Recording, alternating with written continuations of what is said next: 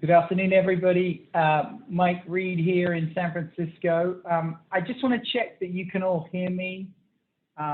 So go ahead and let me know in the chat box if you can. As is our custom, we'll start just a couple of minutes after the start of the call so that those that are still joining have a chance to join us.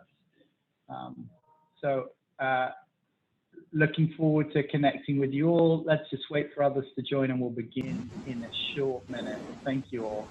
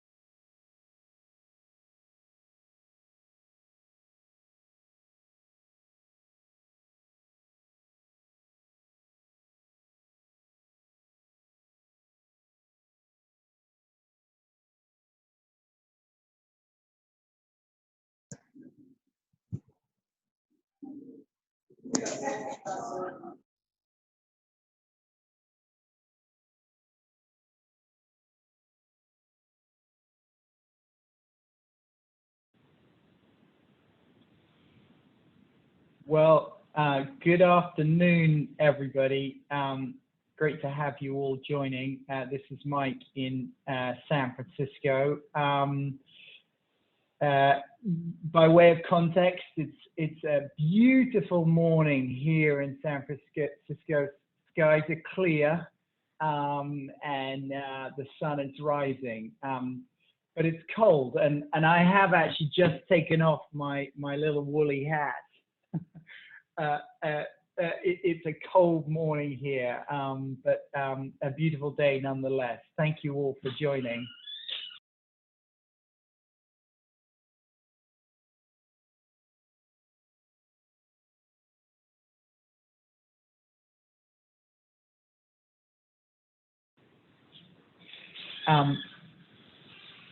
This morning we will spend much of our time talking about your experience in your settings, but by way of context, let me begin by giving you a sort of a summary of how the next 35, 40 minutes will unfold.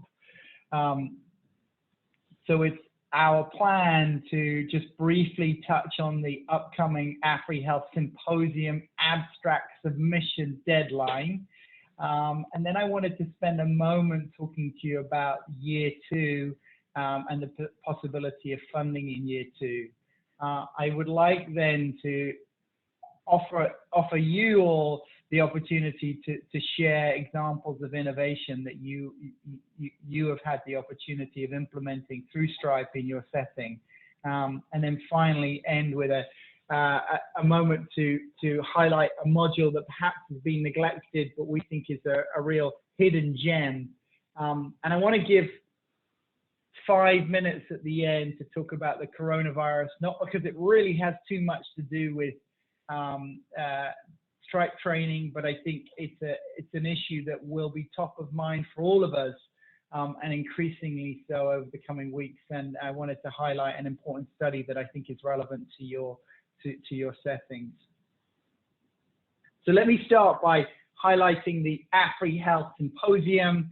As we've discussed before, I think this will be a really excellent opportunity for all of us to share our experiences of the Stripe training and the project that we've all been partnering on.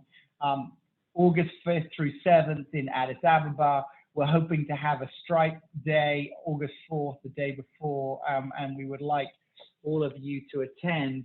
The reason to highlight this now is just to make you all aware that the abstract submission deadline has changed from February 25th to March 25th.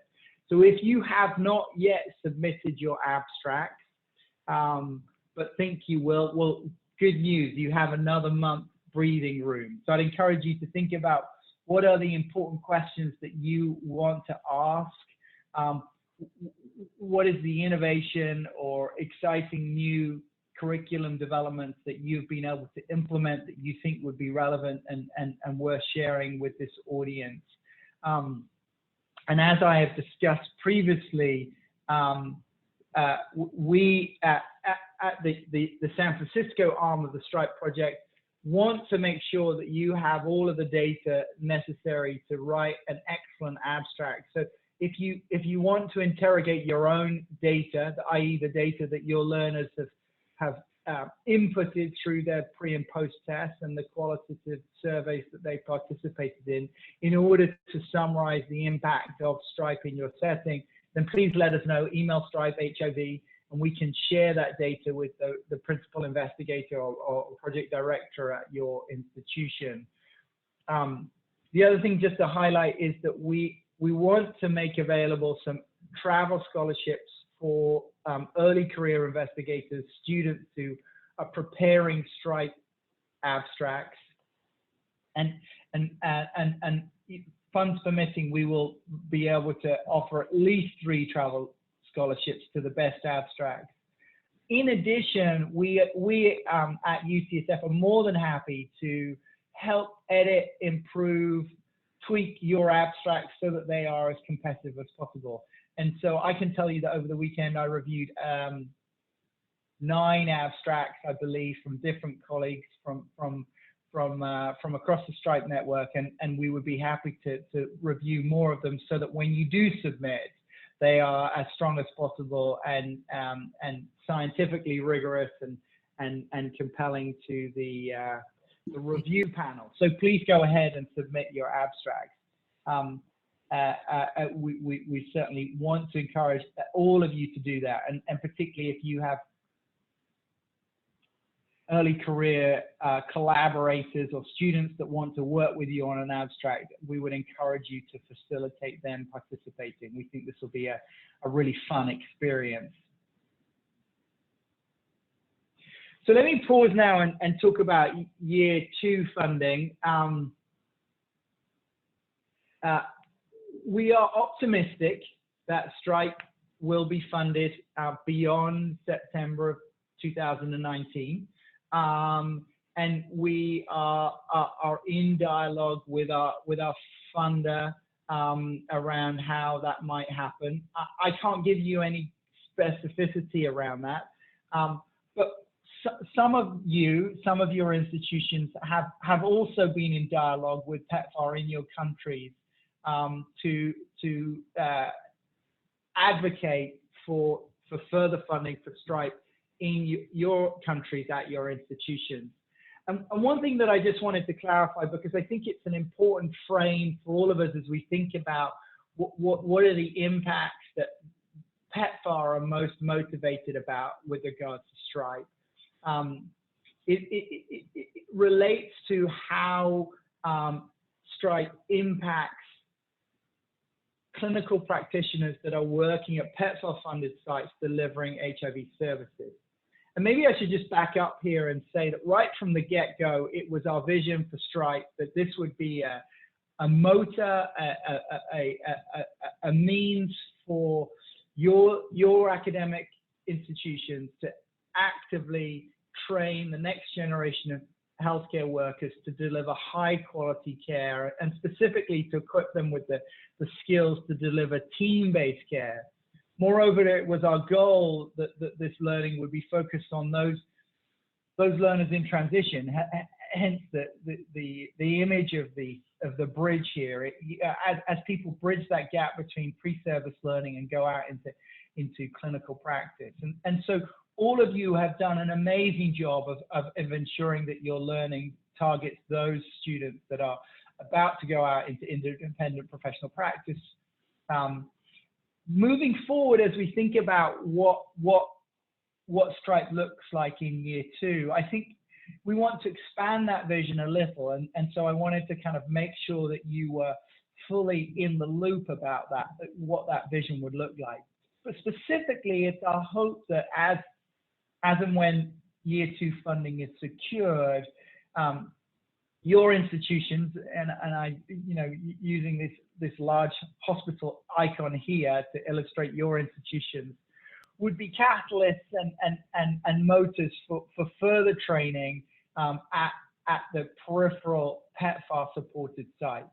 And so I think how that will be different is it would possibly mean including not just pre-service learners in Stripe training opportunities in the future, but extending that training to in-service learners, so professionals that are already in clinical practice, who are already delivering HIV care and are already working at PEPFAR supported sites.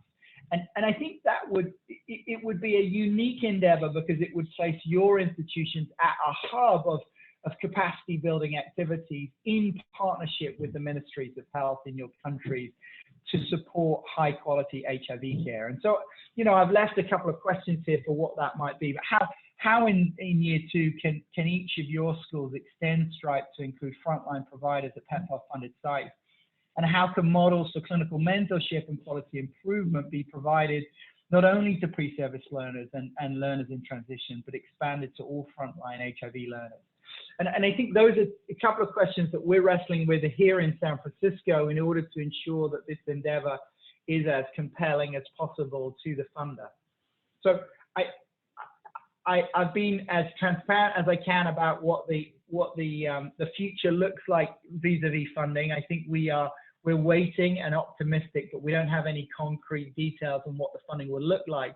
But as you engage with colleagues in country, and as you think about your own projects, be thinking of it through this lens. Not only have training pre-service learners, but more specifically, how can you expand that learning to impact the people that are delivering care at PEPFAR funded sites?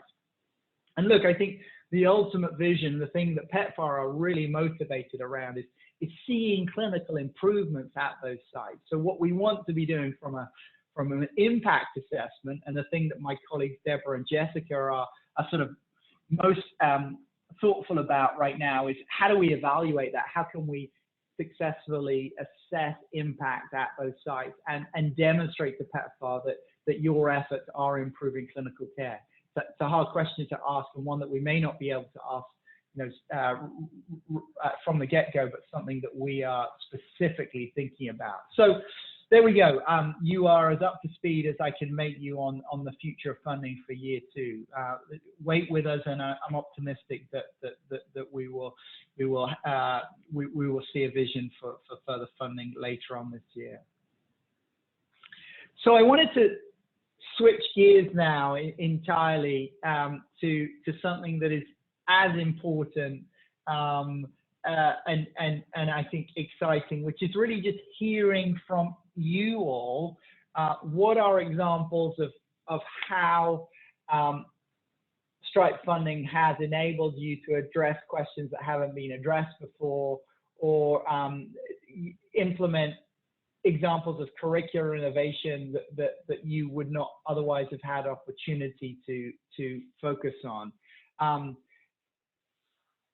All of the Stripe partner institutions have obviously implemented the Stripe program. That was a core element of funding, and a clear sort of expectation placed upon you when funding became available. But many of your institutions have also invested funds, energy, and considerable intellectual heft into thinking about where else can you expand curriculum what other opportunities exist to use this platform to enhance learning. And I wanted to give you the chance to share any of your examples. And this will just be the first of a couple of opportunities for you to share your innovation. And I have no expectations of folks preparing slides. This is just supposed to be simple testimonies that you can give over Zoom for examples of those innovations. And if I may, I wanted to call on my colleague, Dr. Dasa in KNUST in Kumasi to share just one example. The team at KNUST have developed some additional training modules, and I was hoping that Dr. Dasa would be able to share those with us, just an example of curriculum innovation that his team have invested in. So let me just check that, Edward, we can hear you. So give me a second and I will unmute you.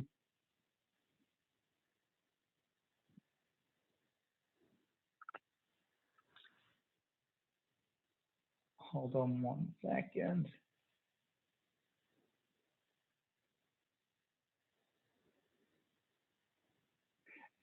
And Edward, I don't know whether you're able to hear me or Anne, take yourself off mute and share your experience with us.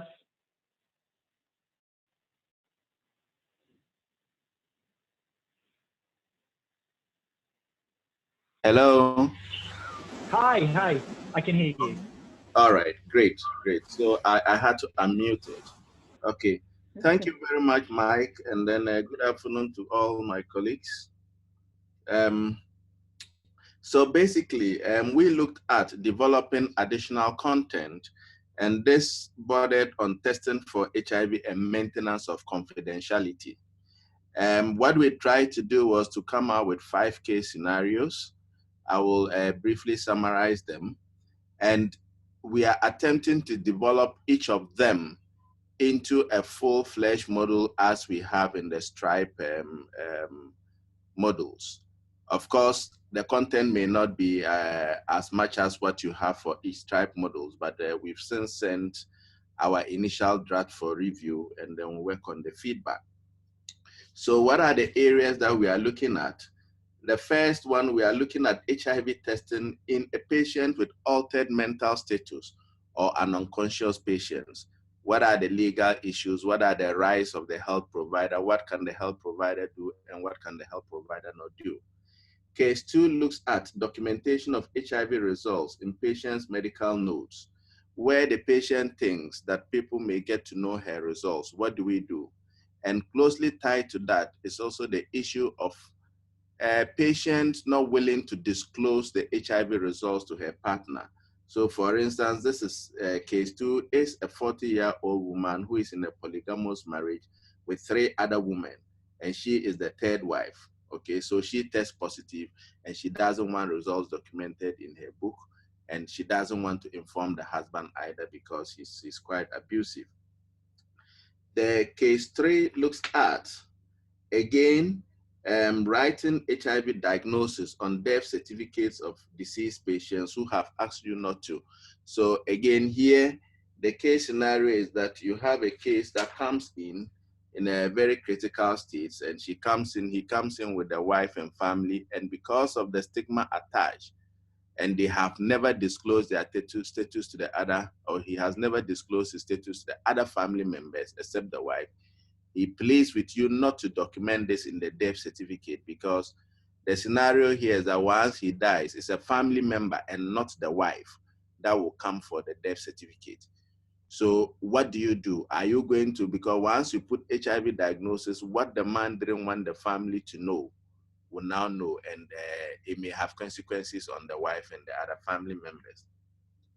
Case 4 is an adolescent case, a 16-year-old who has been diagnosed, but does not want the parents to know.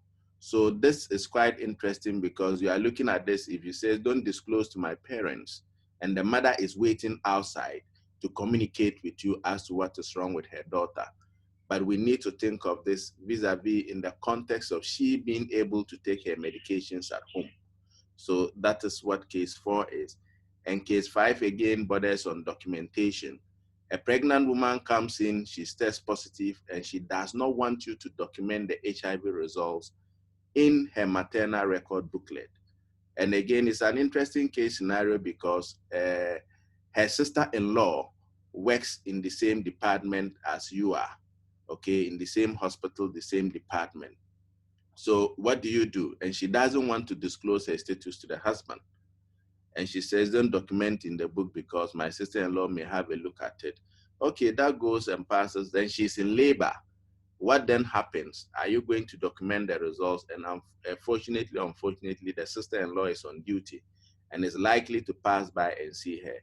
So in the nutshell, I think these are the 5 case scenarios that we are looking at, and they all border on testing for HIV and maintenance of confidentiality.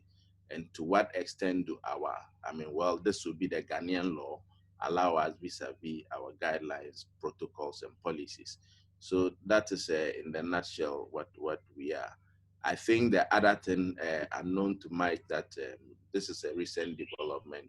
We are trying to look at how we can implement IPE in the College of Health Sciences. We've already had a meeting with the provost on that. I was supposed to send Mike and Kwe a mail, but I'm sure afterwards we'll look at how we can do that. Okay, so Mike, in the nutshell, I think this is what we are doing. That's great. Thank you, Edward. Lovely to hear those cases summarized so nicely. And our team in San Francisco have enjoyed reviewing them, and we'll get some comments back to you. But I can't sort of state enthusiastically enough how impressed we are by your team's willingness to sort of develop new content, etc.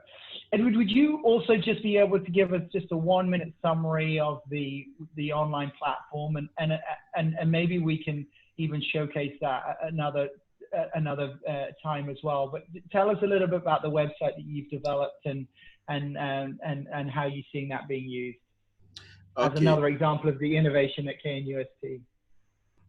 Okay, thank you very much again, Mike. So as part of our proposal, we're looking at it. Yes, it's nice to organize these workshops at places, various venues, and then have the interprofessional feel of it. But beyond that, there may be people that, because that costs money, and it means that we in the first place must have the resources to do those organizations. And because these are 2 days workshops, we've even had issues organizing this in the hospitals, because if you have a small hospital, how many people can they release at a time? Very few. So those are issues. So we thought about it. What could we do? Can we develop a web-based platform where people can sit in the comfort of their home and at their own convenience to be able to take these models? So what that will be lacking is that we may not have the workshop setting where you have this sort of interprofessional interaction.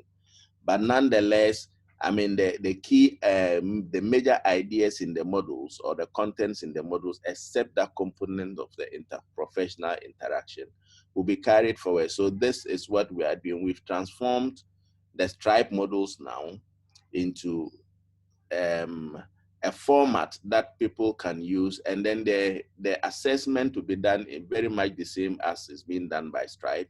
It's the same test. We are not setting any new questions, so that in the end, the standards can be compared across. So that is what the web-based platform, and you can work online and offline. Again, we are being mindful that internet connectivity, even as we do this training, maybe is sometimes a major issue in rural areas. So once we can do this offline, somebody can do it. And it's also convenient for workers, because sometimes, I mean, these trainings can only be organized during working hours. So if the person is about the only person, it's difficult to have 2 days. You can do it over the weekend at night, and you have the luxury of taking the modules one after the other at your own convenience. And at the end, I mean, you'll be assessed and then given a certificate based on a particular cutoff pass mark. That is yet to be finalized. So in the nutshell, I think this is what our web-based platform, again, is looking at. I don't know if that is what you want. Yeah, That's great. No, thank you, Edward. I think my hope was just to kind of share some of your, the activities that you're doing. And I wanted to, offer the chance if there were any questions from anybody else on the call, just to clarify what they're doing at KNUST, please ask them now. And as I said earlier, Edward, one thing that we would like to do is at some point in the next couple of months is once the platform is up and running, showcase that for others. As an example of something that you're doing in Kumasi that will hopefully ensure the sustainability of Stripe beyond PEPFAR funding, and really enable local ownership, which is clearly part of our agenda. Any questions from anybody on the line for Edward? Either add them to the text box or chat them for us now, or jump off mute and share. Looks like Fred, maybe you have a question. Yeah, thank you, Mike, and thank you for sharing with us the work that you're doing in Kumasi. I think here, even when we talk to the PEPFAR group here in Uganda, when we talk to the CDC director, one of the things that she wanted to see if we can do moving forward was providing some kind of online a platform where providers can discuss serious or difficult scenarios that they meet on a routine.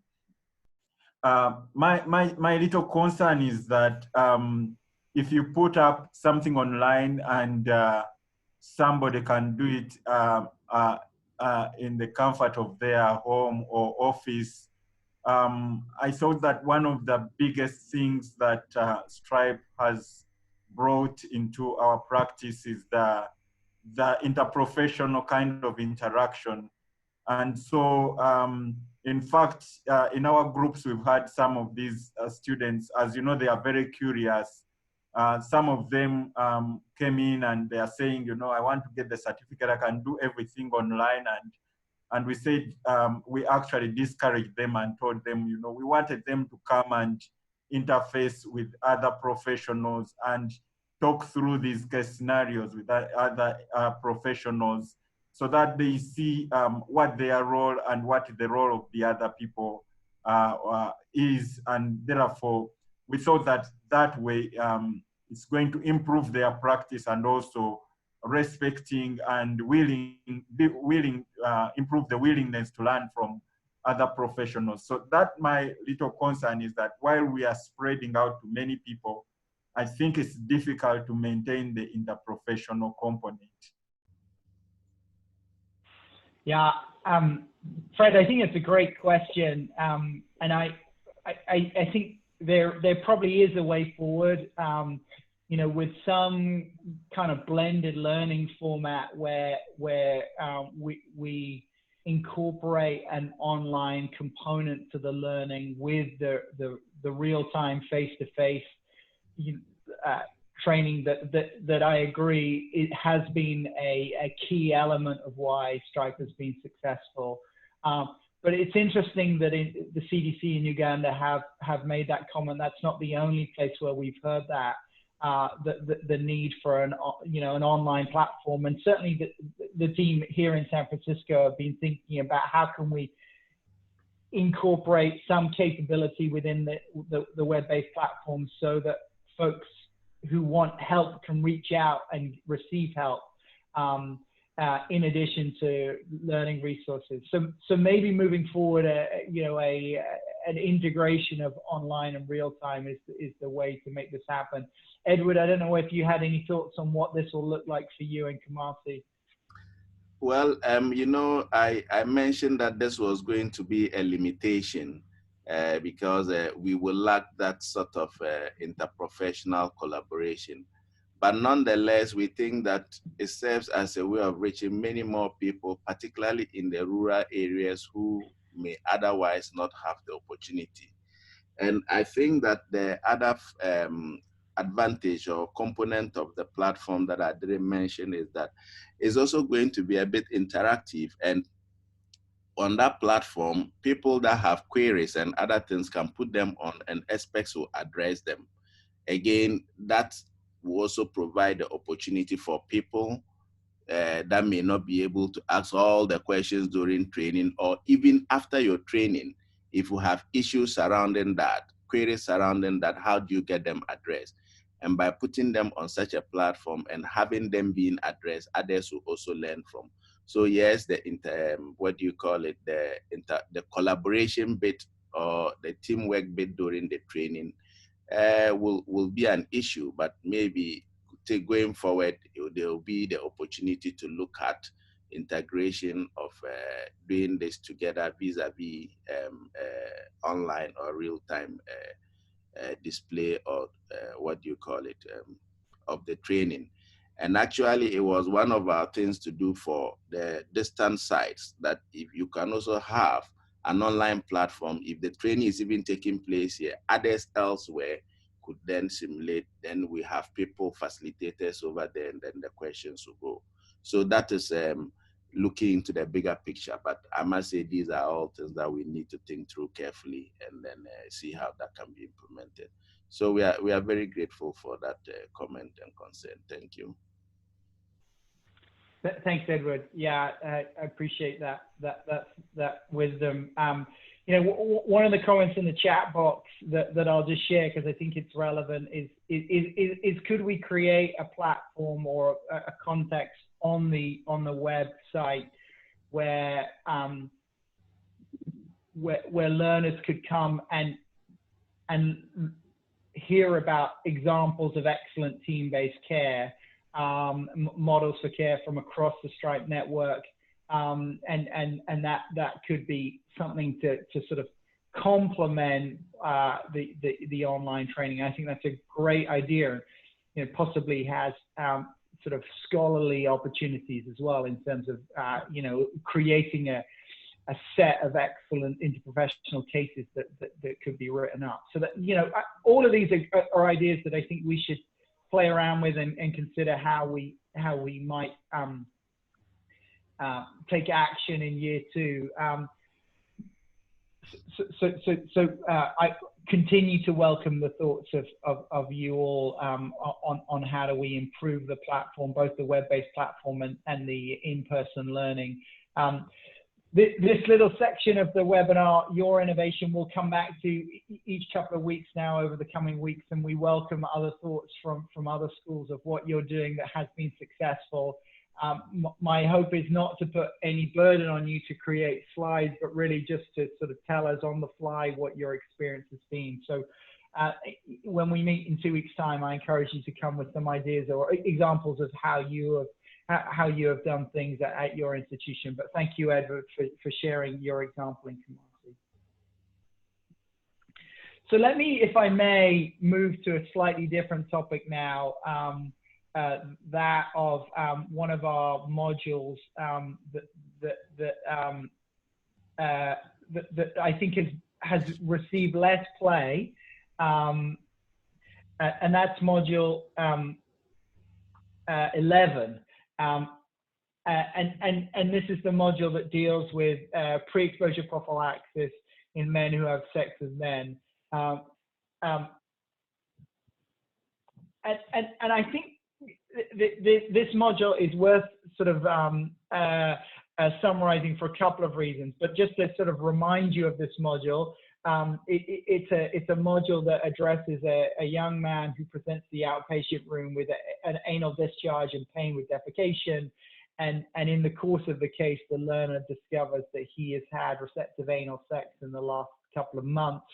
And the module provides an opportunity to discuss issues around his sexual activity in a non-judgmental format, as well as provide a context for discussing pre-exposure prophylaxis.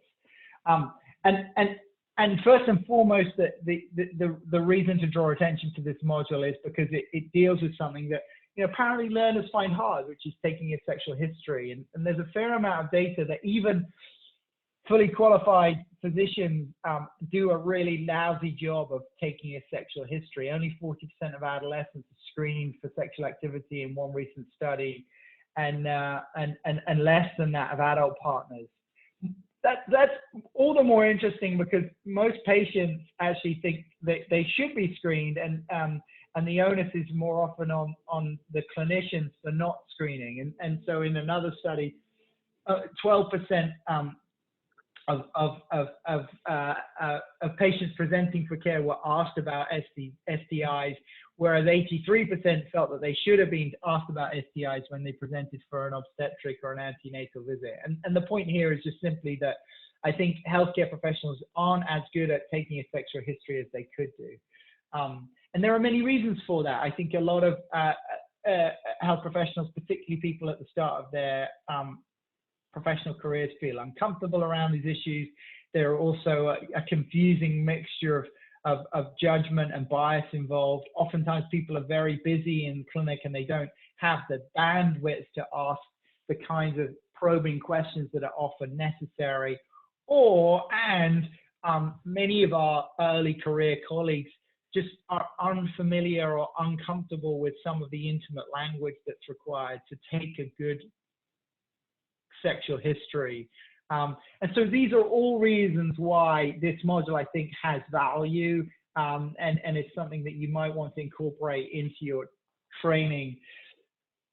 At the core of Module 11 is a patient-centered approach to taking a sexual history, and it's the, you know, it's, we wanted this module really to focus on the importance of how do you focus on the individual rather than focus on the disease. So rather than seeing sexually transmitted infections as a consequence of irresponsible behavior that can lead to stigmatization and embarrassment, rather see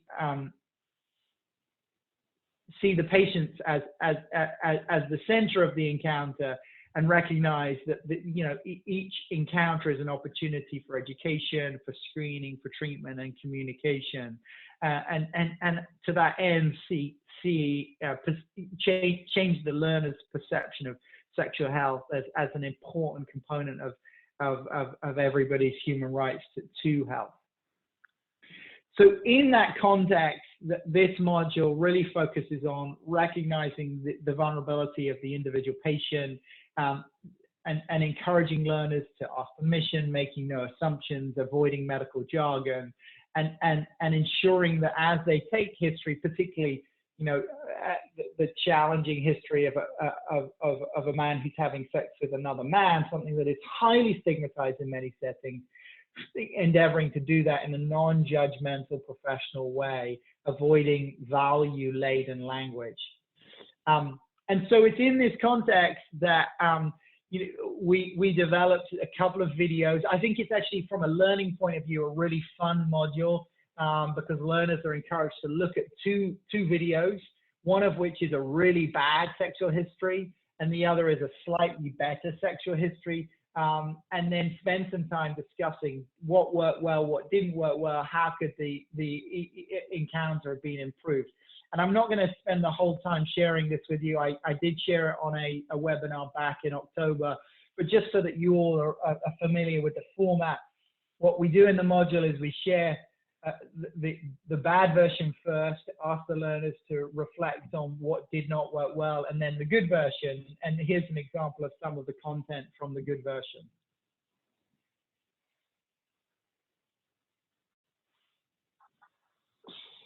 Hey, hello.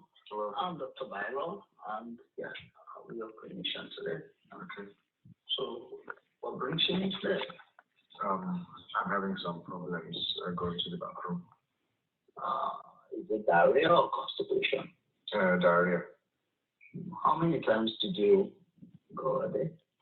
I've been going like 5 times a day. How long did it start? A few days ago.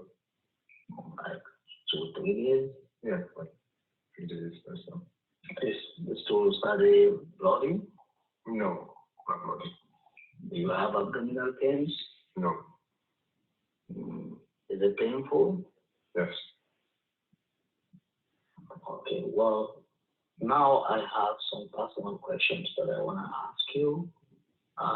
They're related to your sexual health. And like I ask all patients that come to this clinic, those personal questions. And Is that okay? Sure. And I want to assure you that anything we talk here is going to be confidential. I'm not going to say tell anyone. And like, it's going to be between you and me, except if you give consent for me to share with the other person. Is that okay? Sure. Okay. Okay, so I will let you all look at this again when you have a moment and decide whether Module 11 is something that you incorporate into your training program. And over the coming weeks, I'll be highlighting a number of other modules that you might want to rotate through your training so that your facilitators get some variety in what they're teaching. One thing I wanted to highlight in Module 11 before I close out is the summary of the data around pre-exposure prophylaxis. I won't dwell on this in any detail, but I know that in many of your settings now, pre-exposure prophylaxis is being offered for key populations, and the data to support this is sort of unequivocal. That we have large international studies, both amongst heterosexual couples, serodiscordant couples, as well as amongst people who use injection drug users, as well as men who have sex with men and transgender women, all demonstrating an impact. There are a couple of scenarios where PrEP has not been shown to be effective. A couple of studies that you're probably very familiar with, the FemPrep and the VOICE study, that didn't show a positive or significant finding. And if we have time, I'm happy to discuss why those studies didn't do.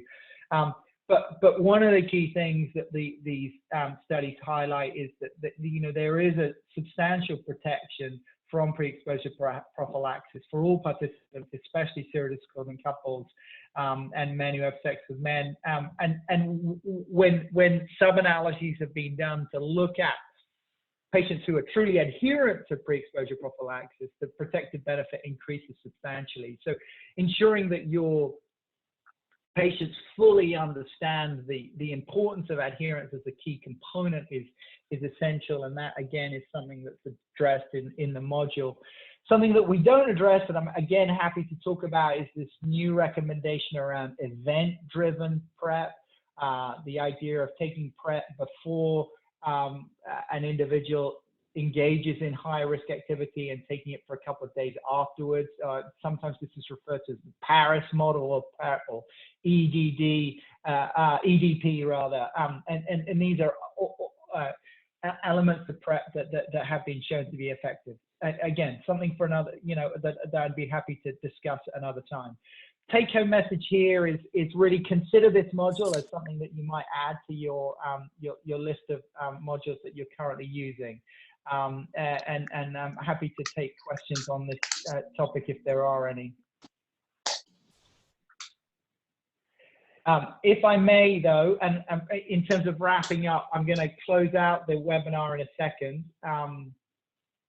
I want to just end with something completely different, and just encourage those of you on the line to mute your lines if you have a second. There was a great study that came out this week in The Lancet on the coronavirus. So at present, we do not have a Stripe module that is focused on the coronavirus, but I think all of you are aware of the potential impending challenges that this emerging epidemic and possibly pandemic represents to all areas of the globe. And I think it's something that we may want to consider incorporating into Stripe training in the very near future. Coronavirus 19, or the Wuhan virus, or COVID-19 is emerging as an important cause of morbidity and mortality in China, but now as data unfolds also elsewhere in Asia and Southern Europe.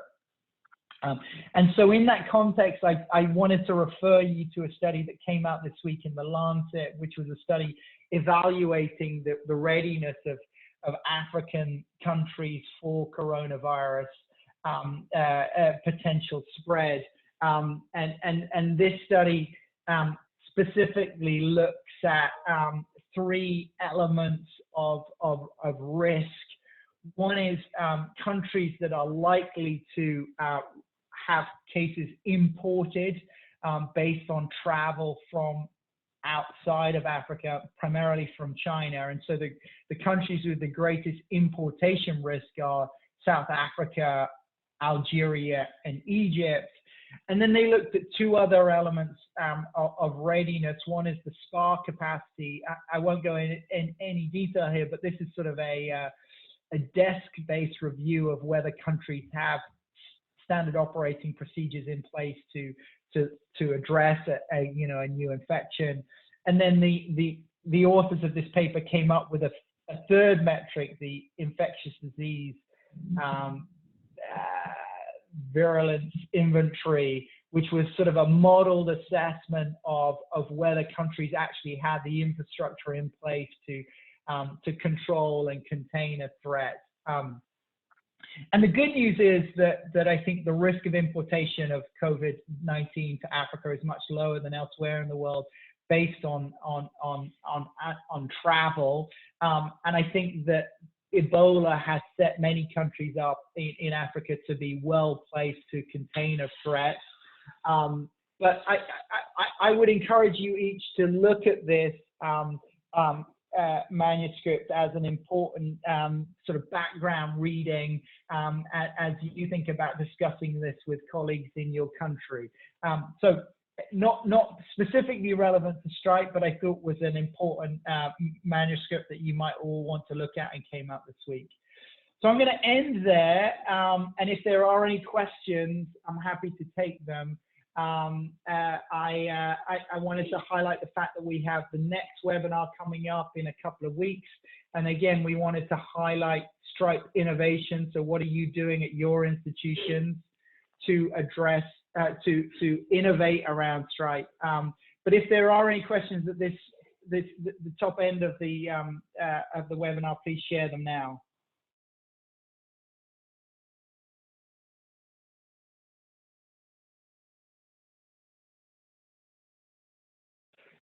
All right. So if there aren't any other questions, let me take a moment to thank you all for participating. And I wanted to say how grateful we are in San Francisco for your collaboration on this project. Looking forward to speaking to you again in a couple of weeks' time. So thank you all for joining me today. Thank you. Thank you, Mike and Edward. Thank you. Bye-bye. Everybody. Bye, everybody. Bye. Bye. Bye. See you in 2 weeks. Thank you. Bye-bye. Oh, yeah, it's not. What did you use? I told them.